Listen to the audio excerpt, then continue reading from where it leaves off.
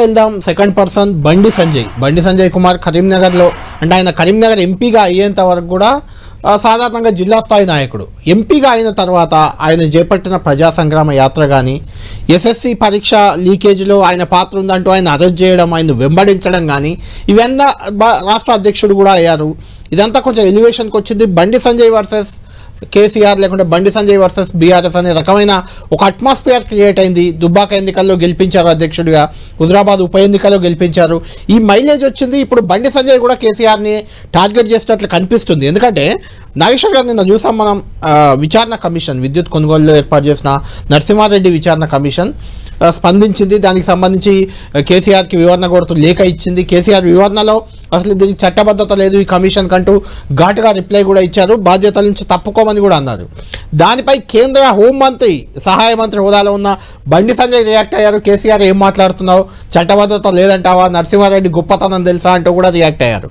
అంటే ఇలాంటి సందర్భాలు గతంలో పెట్టిన ఇబ్బందులకు రియాక్షన్గా చూడాలా, లేదంటే సహజంగా ఇది రాజకీయ వాతావరణంగానే చూస్తారా మీరు? అంటే ఇప్పుడు వ్యక్తిగతమైన అంశాలు, వ్యక్తిగత రాగద్వేషాలు ప్రభావం చూపని అంటలేదు, కానీ అది పొలిటికల్ కాంటెక్స్ట్ లోనే ఉంటాయి తప్ప పొలిటికల్ కాంటెక్స్ట్ లేకపోతుండే. ఇప్పుడు ఉదాహరణకు బీజేపీకి బీఆర్ఎస్ కి మధ్య పొత్తుండే బండి సంజయ్ మాట్లాడేవాడు, ఇలా బీజేపీకి బీఆర్ఎస్ కి పొత్తుండే బండి సంజయ్ మాట్లాడేవాడు కాదు కదా. అందువల్ల వ్యక్తుల మధ్య ఘర్షణగా ఉన్నా కూడా ఇప్పుడు చంద్రబాబు నాయుడు మోడీ విమర్శించుకున్నారు, ఎప్పుడు బీజేపీ టీడీపీ విడిపోయినాక విమర్శించుకున్నారు. పవన్ కళ్యాణ్ లోకేష్ల మధ్య వాద ప్రతివాదాలు జరిగాయి, పవన్ కళ్యాణ్ టీడీపీతో లేనప్పుడు జరిగాయి. అందువల్ల ఇవాళ బీజేపీ బీఆర్ఎస్ ప్రత్యర్థులుగా ఉన్నారు గనక బండి సంజయ్ అలా మాట్లాడుతున్నాడు. అందులో అంటే ఒక పొలిటికల్ కాంటెక్స్ట్ మొదలు ఫుల్ఫిల్ అయితే పర్సనల్ అంశాలు కూడా ఉంటాయి, ఉండే నేను అంటలేదు, డెఫినెట్ గా పర్సనల్ అంశాలు ఉంటాయి, కానీ ఆ పొలిటికల్ కాంటెక్స్ట్ భిన్నంగా ఉండవు. కానీ ఎప్పుడు కూడా రేవంత్ రెడ్డి అయినా బండి సంజయ్ అయినా మీరు గమనిస్తే వీళ్ళిద్దరి సక్సెస్లో ఒక డైమెన్షన్ ఉంది. ఒక బలమైన ఐడియాను గనక మీరు ఓన్ చేసుకొని ఆ బలమైన ఐడియాను ప్రజల్ని ఆవహింప చేస్తే ఆ బలమైన ఐడియా వల్ల లాభపడతారు. ఇప్పుడు కేసీఆర్ పట్ల ప్రజల వ్యతిరేకత పెరుగుతున్న సమయంలో రేవంత్ రెడ్డి బండి సంజయ్లు ఎమర్జ్ అయ్యారు. అక్కడ రేవంత్ రెడ్డి కాంగ్రెస్ పిసిసి అధ్యక్షుడయ్యాడు, ఇక్కడ బండి సంజయ్ బీజేపీ రాష్ట్ర అధ్యక్షులు. సరిగ్గా మీరు గమనించండి, కేసీఆర్ బలహీన పడుతున్న సమయంలో, కేసీఆర్ పట్ల ప్రజా వ్యతిరేకత అక్యూములేట్ అవుతున్న సమయంలో జరిగింది. సరిగ్గా ఆ అక్యూములేటెడ్ యాంగర్ ను వీళ్ళు రిఫ్లెక్ట్ చేశారు.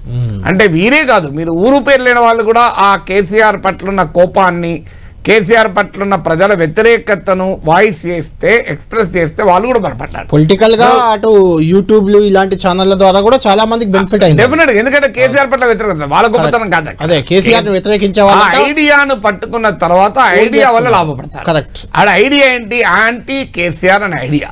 ఆ ఐడియాను మిలిటెంట్ గా, ఫియర్స్ గా రేవంత్ రెడ్డి, బండి సంజయ్లు రిఫ్లెక్ట్ చేశారు గనక వాళ్ళు లాభపడ్డారు, వాళ్ళ పార్టీలు లాభపడ్డాయి.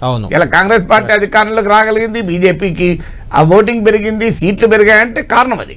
సో యాంటీ కేసీఆర్ అనే ఐడియానే లేకపోతే వీళ్ళిద్దరూ ఎమర్జ్ కాలేకపోయారు, వీళ్ళు ఏం చేయలేకపోయారు. యాంటీ కేసీఆర్ ఐడియా ఉన్న ఇంత పవర్ఫుల్ గా వీళ్ళు రిఫ్లెక్ట్ చేయలేదు, చేయగలిగి ఉండకపోతే ఈ నాయకులు లేక వేరే నాయకులు రిఫ్లెక్ట్ నష్టపోయేవాళ్ళు. ఇప్పుడు మీకు అదే జరిగింది కదా, బీజేపీ బండి సంజయ్ డ్రాప్ చేసినాక ఏం జరిగింది మరి? బీజేపీ ఎందుకు పక్కా జరిపే కాంగ్రెస్ ముందుకు వచ్చింది. సో దానికి కూడా కారణం ఏంటంటే ఆ బలమైన ఐడియాను బీజేపీలో మారిన నాయకత్వం అనే ఫినామినా రిఫ్లెక్ట్ చేయకపోయింది. కమ్యూనిస్టులు కూడా బలహీనపడ్డారు. ఎందుకు? వాళ్ళు ఏ ఐడియాను రిప్రజెంట్ చేయలేదు.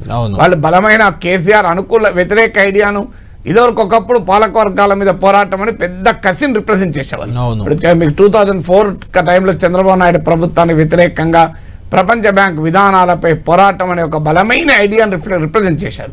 దానివల్ల అప్పుడు లెఫ్ట్ పెరిగింది. కానీ ఇప్పుడు మీకు లెఫ్ట్ ఎందుకు వీక్ అవుతుంది అంటే యూ డోంట్ రిప్రజెంట్ ఐడియా. ఇప్పుడు దేనికి ప్రజలు నీకు అట్రాక్ట్ కావాలని. అందువల్ల ఎప్పుడు కూడా ఒక బలమైన ఐడియాను రిఫ్లెక్ట్ చేసినప్పుడు ఆ ప్రయోజనం అనివార్యంగా జరుగుతాయి. అయితే బండి సంజయ్ని కేసీఆర్ రిఫ్లెక్ట్ చేయడం కూడా దీనికి ఏ కాంటెక్స్ట్? రాష్ట్రంలో బీజేపీ ప్రత్యామ్నాయంగా ఎదగాలనుకొని చేస్తున్న ప్రయత్నంలో భాగం అది.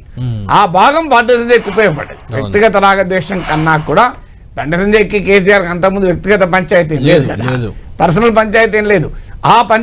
ఎప్పుడైతే బీజేపీ బీఆర్ఎస్ల మధ్య ఘర్షణలో బండి సంజయ్ ఇటువైపు నాయకత్వం వహిస్తున్నాడు, అటువైపు కేసీఆర్ ఉన్నాడు. అందుకే బండి సంజయ్ యాత్రల మీద నిర్బంధం, బండి సంజయ్ని ఆఫీసులో నిరాహార దీక్ష చేస్తే వెళ్ళి నిర్బంధం, కొన్ని ఎక్స్ట్రా యాక్షన్స్ కూడా మనిషి దెబ్బతీస్తాయి. ఇప్పుడు బండి సంజయ్ ఆయన ఆఫీసులో కూర్చొని నిరాహార దీక్ష చేస్తున్నాడు, నీకు ఏం కష్టం వచ్చింది? ఒక రోజు రాత్రి నిరాహార దీక్ష చేస్తే మనిషికేం ప్రమాదం ఉండదు. ఆయన ఇంట్లో ఆయన ఆఫీస్ లోపల తలుపులు పెట్టుకొని చేస్తున్నాడు, తలుపులు బద్దలు కొట్టి పోయి ఆయన తీసుకురావాలన్నా?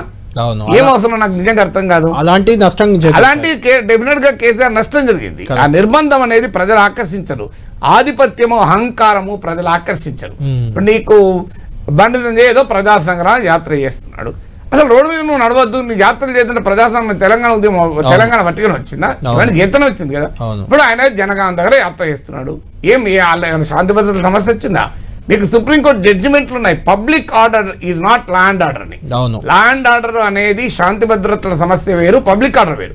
భారత రాజ్యాంగం ప్రకారం పబ్లిక్ ఆర్డర్ దెబ్బతింటే, పబ్లిక్ ఆర్డర్ అంటే సమాజం అల్లకల్లోలమయ్యే పరిస్థితి, సమాజంలో ఒక పెద్ద అల్లకల్లోలమయ్యే పరిస్థితి ఉందా? బండి సంజయ్ ప్రజా సంగ్రహ యాత్ర చేస్తే నువ్వు అనవసరంగా నిర్బంధం పెడితివి. సో ఇవన్నీ కూడా అక్యుములేట్ అవుతాయి, మీకు అది అక్యుములేట్ అయ్యి రైట్. నాగేశ్వర్ గారు, ఇక్కడ బండి సంజయ్ విషయం చూసుకుందా, లేదంటే ఆంధ్రప్రదేశ్లో అనిత, ఇప్పుడు హోంమంత్రి అయ్యారు అనిత, ఆమెను తీసుకున్నా కూడా వాళ్ళిద్దరు పోలీసుల కళ్ళు కప్పి పారిపోవడం, పోలీసుల నిర్బంధాలను ఎదుర్కోవడం, ఇలా పారిపోయిన వ్యక్తులు అక్కడ రాష్ట్ర హోంమంత్రి అయితే ఇక్కడ బండి సంజయ్ కేంద్ర హోంశాఖ సహాయ మంత్రిగా ఉన్నారు.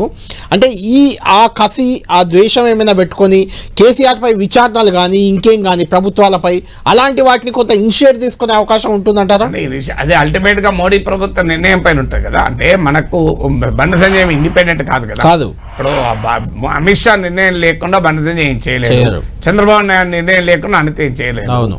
మీకు అంటే కొంత కోయిన్సైడ్ అనిపిస్తుంది. ఇప్పుడు చిదంబరం హోమ్ మినిస్టర్ గా ఉన్నప్పుడు అమిత్ షా అరెస్ట్ అయ్యాడు, మళ్ళీ అమిత్ షా హోమ్ మినిస్టర్ అయ్యాడు. ఆ సందర్భంగా కొంచెం కంపేర్ చేశారు. వ్యక్తిగతంగా ఉండే డైమెన్షన్స్ ఉండకుండా ఉండవు. ఇప్పుడు personal relations, personal niceties, personal dimensions definite గా ప్రభావం చూపుతాయి. చూపవని ఎవరు అనడం లేదు, కానీ అదే సమయంలో లార్జర్ పొలిటికల్ కాంటెక్స్ట్ కు భిన్నంగా చూపవు, లార్జర్ పొలిటికల్ కాంటెక్స్ట్ లో భాగంగా చూపుతాయి. ఒక వ్యక్తి చేసిన తప్పుని మనకు అతనిపై పాజిటివ్నెస్ ఉన్నప్పుడు ఒకే తప్పుని చూపిస్తాం, అదే నెగిటివ్నెస్ ఉంటే ఎందుకంటే ఇంకెన్ని తప్పులు చేశాడని రంధ్రాన్వేషణ చేసి బయటకు తెచ్చే ప్రయత్నాలు జరుగుతాయి. అదొకటే కాకుండా పొలిటికల్, ఇప్పుడు ఉదాహరణకు బండి సంజయ్ కి ఒక వ్యక్తికి ఒక పార్టీ మీద నాయకుడు కేసీఆర్ మీద కోపం ఉంది, ఆ బండి సంజయ్కే కేసీఆర్ మీద పర్సనల్ గా ఉందని అనుకుందాం. ఈయనకు లేకపోయినా రేవంత్ రెడ్డికి ఉండే అవకాశం ఉంది, ఎందుకంటే అరెస్ట్ చేశాడు. ఉన్నా కూడా అల్టిమేట్ గా కాంగ్రెస్ పార్టీ బీఆర్ఎస్ మధ్య మైత్రి ఉండుంటే రేవంత్ రెడ్డి ఏం చేయలేకపోయాడు కదా. సో కాంగ్రెస్ కు బీఆర్ఎస్ కు మధ్య ఆ అమీతుమీ తేల్చుకునే పోరాటం ఉంది గనక రేవంత్ రెడ్డి ఆ అవకాశాన్ని వాడుకున్నాడు. పొలిటికల్ ఈక్వేషన్ కి పర్సనల్ గ్రడ్జ్ అనేది తోడైంది. పొలిటికల్ ఈక్వేషన్ తో ఇండిపెండెంట్ గా పర్సనల్ గ్రడ్జ్ ఉండదు. పొలిటికల్ ఈక్వేషన్ కు అనుకూలంగా ఉన్నప్పుడు ఆ పర్సనల్ డైమెన్షన్ లో కసి పెరగచ్చు, ఇంకా సంగతి తేల్చొచ్చు అనేటువంటి అభిప్రాయం పెరగచ్చు.